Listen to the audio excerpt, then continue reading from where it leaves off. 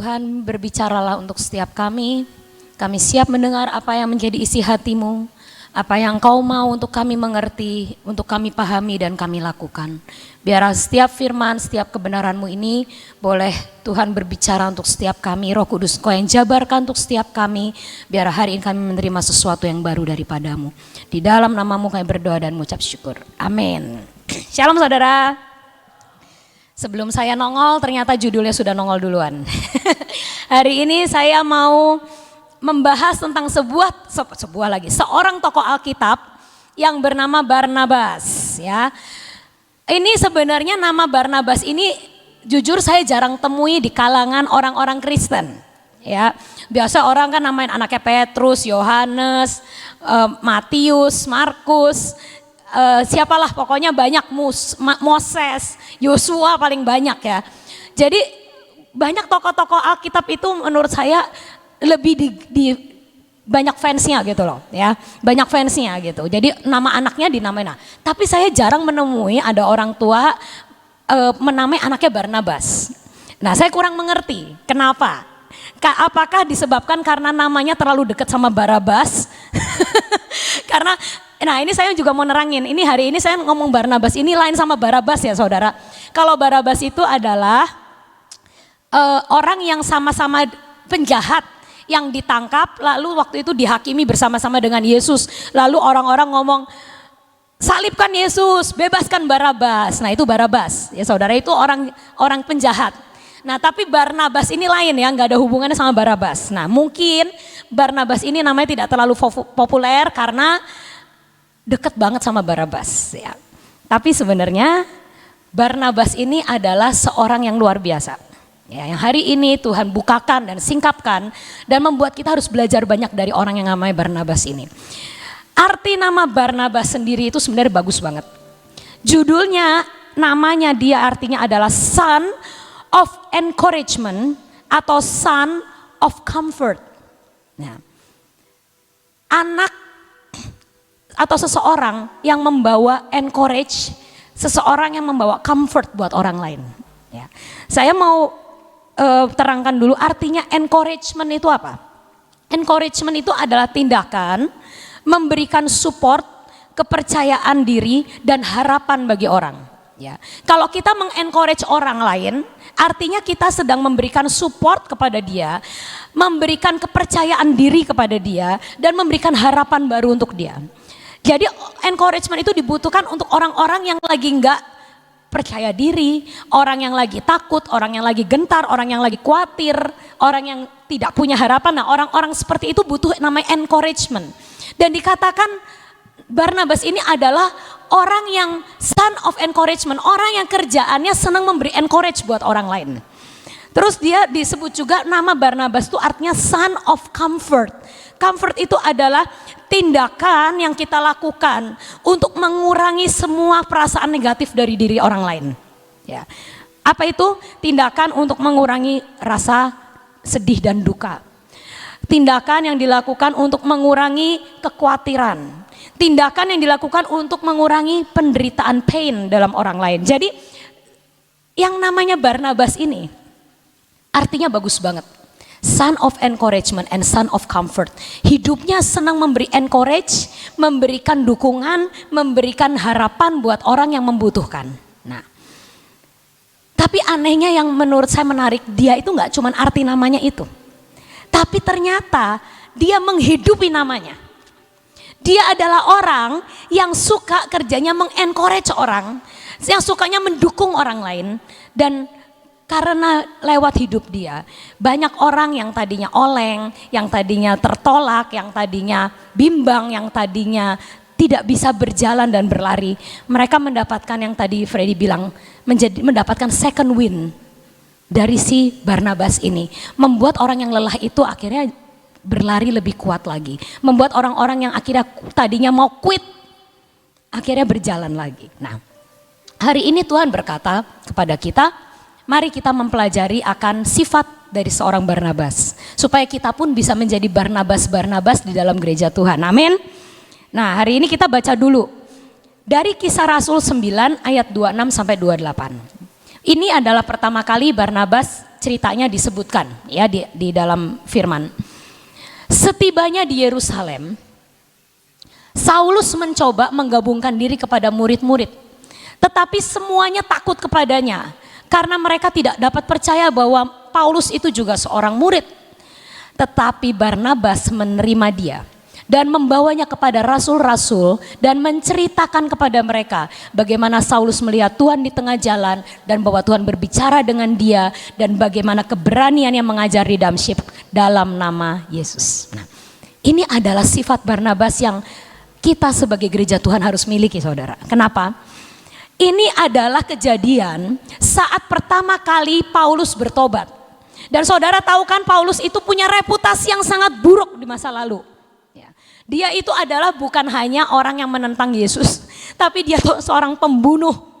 Dia adalah orang yang menangkap dan membunuh pengikut-pengikut Yesus. Jadi dia itu adalah villain utama, musuh utama dari gereja Tuhan waktu itu. Semua orang takut sama yang namanya Saulus. Semua orang tahu dia. Kenapa? Ya dia orang ngeri.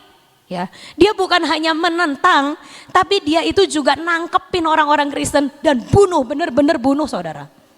Ya, bukan bunuh secara rohani, bunuh secara jasmani. Jadi di gereja Tuhan yang namanya Saulus ini adalah orang yang sangat ditakuti. Dan menurut saya sangat wajar saat Saulus bertobat, gak semua orang dengar ceritanya bagaimana. Karena waktu itu belum ada sosmed. Ya, kalau sekarang kan ada sosmed, mungkin kalau Paulus bertobat dia langsung ngomong di sosmed, saya bertobat terima Yesus, jangan takut sama saya lagi gitu ya, langsung press conference. Dan zaman dulu kan kagak ada. Jadi orang itu taunya, image-nya mereka, Saulus itu ya pembunuh. Saulus itu ada orang yang menentang Kristus. Saulus adalah musuhnya gereja Tuhan. Dan waktu itu akhirnya Saulus bertobat. Dan dia itu datang ke Yerusalem. Ya. Dia datang dan ingin menggabungkan diri dengan murid-murid, dengan orang-orang Kristen di sana. Mungkin dia datang ke sel grupnya Bapak A, sel grup datang ke Bapak B. Tapi tidak ada satu orang pun yang mau menerima dia. Kenapa? Karena reputasinya. Karena masa lalunya. Karena apa yang dia lakukan. Tapi ada seorang yang bernama Barnabas ini. Dia berkata, Barnabas menerima dan merangkul akan Saulus. Bahkan membawa kepada pertemuan pendeta-pendeta. Weh, ya kan ini kan diomongkan kalau zaman sekarang itu dia membawanya kepada rasul-rasul, nggak cuman ke perkumpulan orang-orang Kristen ya, tapi Barnabas ini malah justru membawa Paulus langsung ke pertemuan pendeta-pendeta, ya, rasul-rasul. Dan Barnabas ini berkata, ini orang sudah bertobat. Orang ini ketemu Yesus sendiri. Lalu dia ceritain mungkin, Paulus waktu itu belum berani banyak ngomong. Tapi Barnabas ini yang stand for Paulus. Barnabas ini adalah orang yang memberi second wind kepada seorang yang bernama Saulus ini. Saudara nggak bisa memikirkan kalau sampai nggak ada Barnabas ceritanya. Mungkin Paulus ini bisa kecewa. Mungkin dia pergi ke sana, ke sini, mencoba menggabungkan diri dengan murid-murid Yesus, mencoba menggabungkan diri dengan dengan rasul-rasul, dan dia tetap menjadi Saulus. Dia tetap menjadi orang yang dibenci. Dia tetap menjadi orang yang nggak dipercaya. Apa jadinya? Mungkin dia nggak akan menjadi rasul yang terhebat. Mungkin dia akan kecewa, ya udah deh. Kalau nggak ada orang yang mau nerima aku, ya udah deh, aku biasa-biasa aja. Aku nggak usah jadi orang yang militan atau memberitakan Injil. Mungkin memang aku tidak layak, mungkin aku memang nggak pantas. Nah, tapi bersyukur kepada Tuhan, ada seorang yang bernama Barnabas yang mau merangkul seorang Saulus, seorang pembunuh, seorang yang reputasinya buruk ini. Dan orang ini berdiri di depan jemaat Tuhan dan berkata, orang ini mau bertobat. Orang ini sudah kenal Yesus. Beri dia kesempatan. Dia orang yang hebat. Gak banyak orang seperti Barnabas. Kebanyakan orang bukan mengencourage, tapi malah mematikan nama seseorang. Orang lebih senang dia yang nomor 1, orang lain nomor 2. Banyak orang yang kecenderungannya sekarang jelek-jelekin orang lain supaya dia kelihatan baik. Tapi hari ini Tuhan berkata, gereja Tuhan butuh Barnabas. Kita tidak mematikan orang lain, kita tidak mematikan reputasinya, tapi kita memberi second chance buat mereka. Untuk mereka, mungkin yang dulunya Saulus, akhirnya mereka bangkit menjadi Paulus. Amin. Nah, saudara, ada kisah kedua lagi. Ya, kita baca sama-sama dari Kisah Para Rasul 15 ayat yang ke-35 sampai 39. Kisah Para Rasul 15 ayat yang ke-35. Paulus dan Barnabas tinggal beberapa lama di Antioquia. Itu adalah kota pertama di mana orang percaya Yesus disebut Kristen. Benar, Antioquia itu jemaat mula-mula. Mereka bersama-sama dengan banyak orang lain mengajar dan memberitakan firman Tuhan. Tetapi beberapa waktu kemudian berkatalah Paulus kepada Barnabas, baiklah kita kembali kepada saudara-saudara kita di setiap kota di mana kita telah memberitakan firman Tuhan untuk melihat bagaimana keadaan mereka. Jadi si Paulus tuh ngajak si Barnabas untuk memfollow up akan jemaat-jemaat di kota lain. Barnabas ingin membawa juga Yohanes yang disebut Markus. Tetapi Paulus dengan tegas berkata bahwa tidak baik membawa serta orang yang telah meninggalkan mereka di Pamfilia dan tidak mau turut bekerja bersama-sama dengan mereka. Hal itu menimbulkan perselisihan tajam sehingga mereka berpisah dan Barnabas membawa Markus juga sertanya berlayar ke Siprus. Nah, ini akhirnya terjadilah dari Kisah Para Rasul 9 sampai ke 15. Barnabas dan Paulus itu pelayanan bareng, saudara, akhirnya. Ya, si Barnabas ini menjadi partner yang luar biasa buat si Paulus. Karena apa? Paulus itu orangnya tuh terlalu lurus, terlalu tak, iya enggak. Nah, Barnabas ini orangnya tuh bisa nego, bisa menempatkan diri, bisa ngomongnya lebih halus. Apa jadi sampai Paulus itu akhirnya di ayat yang antara ke-9 sampai 15 saudara bisa lihat kota-kota yang mereka datengin itu Listra, Derbe dan lain-lain. Itu mereka sampai bisa ngomong sama gubernur-gubernur kota itu. Kenapa? Bukan karena sebenarnya kehebatan ngomongnya Paulus, tapi semata-mata Barnabas ini mendukung Paulus, sebenarnya saling melengkapi.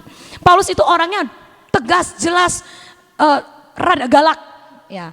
Tapi kalau Barnabas itu bisa mengimbangi Paulus, dia bisa nego, ngobrol sama petinggi-petinggi, bisa memberikan input masukan kepada Paulus bagaimana to behave di depan orang-orang besar. Sehingga akhirnya mereka tuh pelayanannya sampai ke gubernur-gubernur. Ya. Mereka dipakai Tuhan dari kalangan bawah sampai kalangan yang paling atas, luar biasa. Nah, tapi ada suatu kejadian di mana si Barnabas ini ingin membawa keponakan dia yang namanya Markus yang baru belajar melayani Tuhan. Tapi waktu itu ternyata Markus punya rekam jejak yang kurang baik di depan matanya Paulus. Karena apa? Markus ini pernah kabur dari pelayanan. Nah, ceritanya di situ diomongin kan, Paulus ngomong, gak baik bawa orang yang pernah ninggalin kita. Ini orang pernah ninggalin kita, lagi pelayanan dia kabur. Ya ngapain bawa orang model gitu lagi, bawanya yang lebih kompeten dong. Nah, tapi namanya Barnabas ini sekali lagi dia orang yang tidak bisa meninggalkan orang yang sedang butuh encouragement. Dia adalah son of encouragement, dia adalah son of comfort. Dia tahu ponakannya yang namanya Markus ini butuh pendamping, butuh di encourage lagi untuk melayani Tuhan. Lalu akhirnya si Paulus ngomong, udah aku bawa Silas aja. Menurut Paulus Silas lebih baik.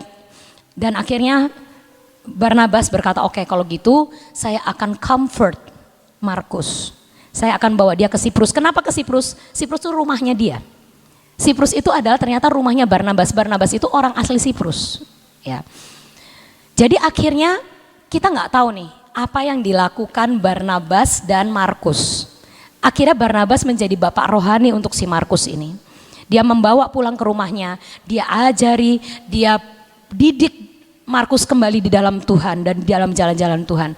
Tapi buahnya kita lihat. Ya, kita lihat buahnya dari hasil pelayanan Barnabas dari 2 Timotius 4 ayat 11. Kita baca sama-sama. 2 Timotius 4 ayat yang ke-11. Ini adalah buah pelayanan Barnabas yang tidak menyerah kepada Markus. Ada? Apa enggak ada di itu? 2 Timotius 4 ayat, ya. Ini akhirnya pernyataan Paulus, hanya Lukas yang tinggal dengan aku. Jemputlah Markus dan bawalah ia kemari karena pelayanannya penting bagiku. Jadi akhirnya Barnabas ini berhasil memuridkan Markus, mendukung, mengencourage, mengcomfort seorang yang bernama Markus, yaitu ponakan dia. Dia bawa Markus dalam naungannya. Dia bawa Markus dalam pengenalan yang lebih dalam akan Tuhan. Dan akhirnya sampai Paulus dengar kalau Markus sekarang bagus pelayanannya. Markus takut akan Tuhan. Markus udah enggak mencela-mencela lagi. Markus sekarang udah bener-bener ikut Tuhannya. Sampai akhirnya Paulus berkata, bawa ke sini sekarang, ikut aku pelayanan lagi. Jasanya siapa saudara? Barnabas. Ada seorang pengikut Paulus lagi namanya Demas. Tapi sayangnya Demas gak ketemu Barnabas.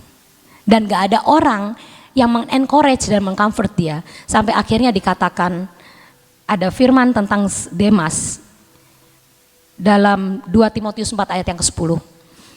Paulus berkata, Demas sudah mencintai akan dunia ini dan meninggalkan aku. Jadi sebenarnya kasusnya Demas sama Markus itu sama. Apa? Sama-sama bosan pelayanan, bosan sama ikut Tuhan. Ada nggak saudara-saudara kita yang kayak gitu? Banyak. Yang apa? Wis ora Tuhan-Tuhanan maning.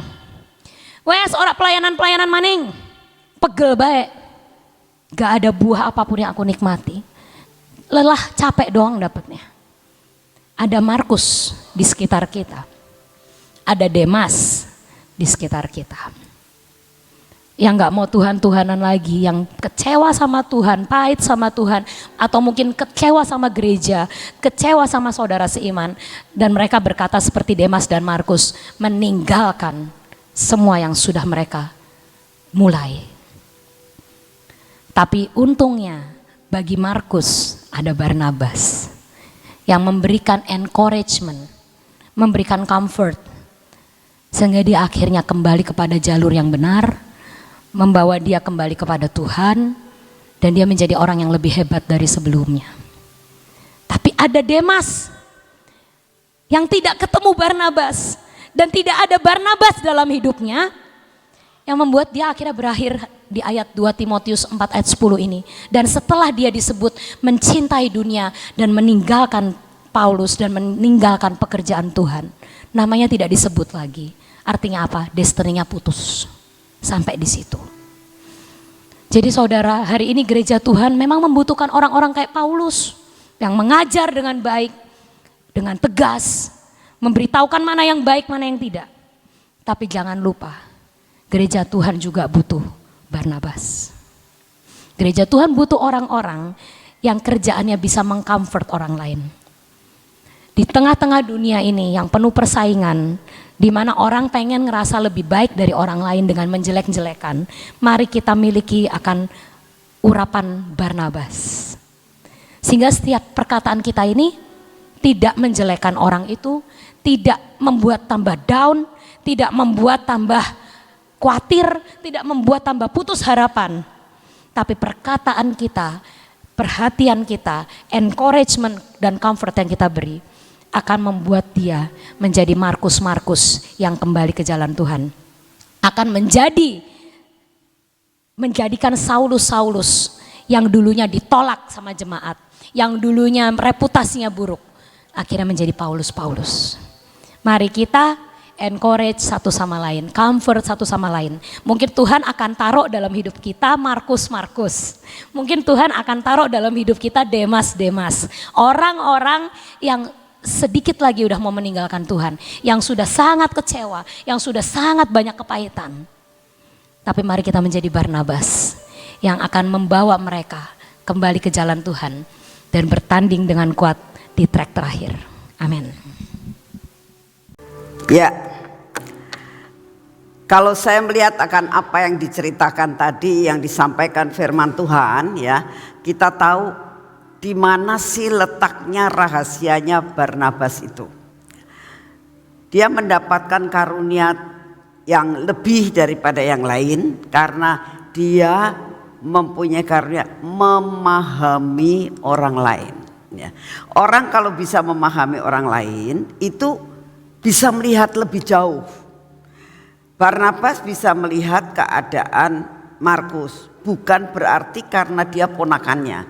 Setidak-tidaknya salah satu pertimbangannya adalah dia tahu persis siapa Markus. Markus adalah keponakannya dia. Setidak-tidaknya kalau seorang paman sama ponakan itu setidak-tidaknya tahu, bukan mengenai masalah sayang atau tidak sayang atau dia kasihanlah ini ponakan saya, bukan. Tapi sebetulnya Barnabas itu sangat memahami keadaan Markus. Ya. Sedangkan Paulus hanya melihat sampai di permukaan. Tapi Barnabas melihat sampai sedalam-dalamnya. Jadi bagaimana kita itu bisa membuat diri kita encourage dengan orang lain kalau kita bisa memahami orang itu. Jadi oh ya wis kayak gini, seperti kita sebagai orang tua kalau melihat anak kecil gitu ya, nakalnya luar biasa.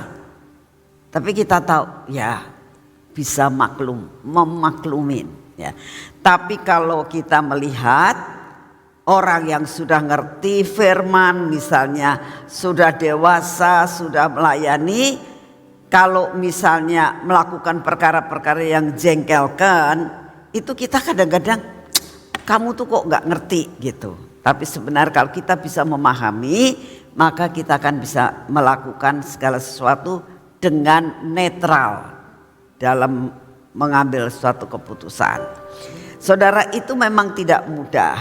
Suatu saat begini saudara, kalau misalnya saudara itu disakiti hati ya sama orang yang levelnya lebih rendah ya, misalnya rohaninya rendah, terus saudara disakitin hati, mungkin saudara bisa maklumin, iyalah kata gitu, maklum. Tapi kalau misalnya saudara disakiti hati sama saya, mungkin saudara ngomong, ya kok Bunda ini kok seperti itu ya, karena dia menilai levelnya sudah tinggi kok bisa berbuat seperti itu. Nah, itulah yang membuat kita bisa sakit hati dengan orang lain karena merasakan menghakimi, sudah menghakimi. Nah, kejatuhan daripada pandangan Rasul Paulus terhadap Markus pun seperti itu. Kalau menurut saya kamu tuh levelnya sudah segini nih, harusnya tidak meninggalkan kami gitu. Jadi akhirnya dia menolak. Tapi Barnabas melihat bukan sekedar itu, tapi lebih memahami. Jadi belajar kita hari ini untuk dapat bagaimana kita bisa unity satu dengan yang lain, bagaimana kita bisa menjalin sesuatu kekuatan bila kita bisa memahami orang lain. Ya, mari kita berdoa. Bapa, terima kasih buat sepanjang 1 jam ini kami boleh menyembah, kami boleh mengagungkan Engkau, kami boleh masuk di dalam taman-Mu secara pribadi. Kami boleh ketemu dengan Engkau Tuhan. Dan kami boleh memandang wajah-Mu. Sampai kami boleh mendapatkan kekuatan baru. Terima kasih untuk hari ini. Terima kasih Tuhan untuk firman-Mu. Buat kami dapat mengencourage orang lain. Kalau kami bisa memahami akan apa yang menjadi kehendak dan rencana-Mu. Engkau Bapa, Engkau Yesus yang selalu bisa memahami akan Petrus yang menyangkal Engkau, memahami akan apa yang dialami oleh Yudas Tuhan, memahami semua dan semuanya. 12 murid Tuhan mempunyai karakter yang berbeda, tetapi Engkau semua dapat memahaminya. Kami mengucap syukur Tuhan untuk kasih setia dan anugerah-Mu. Berikan kepada kami hati yang bisa mengenal akan Engkau yang sebenarnya. Untuk kami boleh mengangkat saudara-saudara kami dimanapun berada. Untuk kami boleh menjalin sesuatu kekuatan untuk mencapai destiny kami. Terima kasih Bapa, terima kasih Tuhan Yesus, terima kasih Tuhan Roh Kudus untuk hari ini. Dan saat ini kami datang di hadapan-Mu ya Bapa, kami tetap mau berdoa buat bangsa dan negara kami. Kami tidak bosan-bosan Tuhan setiap pagi menaikkan doa kami kepadamu. Karena kami tahu Tuhan, ini tugas kami, ini tugas kami sebagai warga negara, sebagai orang yang Kau tempatkan ada dan berdiri di bumi Indonesia ini. Kami datang di hadapan-Mu ya Bapa, buat lawatan-Mu, buat penuaian-Mu terjadi buat seluruh Indonesia. Kami juga berdoa pada saat ini ya Tuhan, kami mau menyerahkan akan saudara-saudara kami yang akan berangkat, saudara-saudara kami yang saat ini sudah pergi ke tempat-tempat lain. Engkau yang akan menyertai mereka. Bapak, kami berdoa saat ini. Kami tetap mau berdoa buat pemerintahan Bapak Presiden Jokowi. Kami minta anugerah-Mu, berikan hikmat, marifat, kebijaksanaan untuk dapat menjalankan tugasnya sampai garis akhir. Kami berdoa Tuhan, berikan kepada Bapak Presiden kami roh yang takut akan Engkau. Terima kasih untuk kasih setia-Mu. Bapak, kami juga berdoa untuk keadaan apa yang saat ini terjadi, di mana masih banyak anak-anak-Mu yang kena sakit penyakit Tuhan. Saat ini kami datang di hadapan-Mu, kami minta di dalam nama-Mu daya tahan tubuh yang berasal daripada-Mu. Beri kepada kami Tuhan daya tahan tubuh. Kami minta DNA yang dari surga, yang membuat kami menjadi kuat, kami menjadi sehat, karena kami mempunyai tetesan darah DNA dari Yesus Kristus Tuhan. Membuat tubuh kami menjadi kuat dan sehat, mempunyai daya tahan tubuh yang luar biasa. Sekalipun virus di mana-mana, tapi virus itu takut kepada kami, karena di dalam diri kami ada kekuatan yang melebihi daripada kekuatan yang lain. Terima kasih Bapak, terima kasih Tuhan Yesus, terima kasih Tuhan Roh Kudus. Saat ini kami percaya penyertaan-Mu sempurna atas hidup kami dimanapun kami berada. Kami tahu Tuhan, penyertaan-Mu sangat sempurna. Di dalam nama Tuhan Yesus, mari kita masuk dalam pengurapan.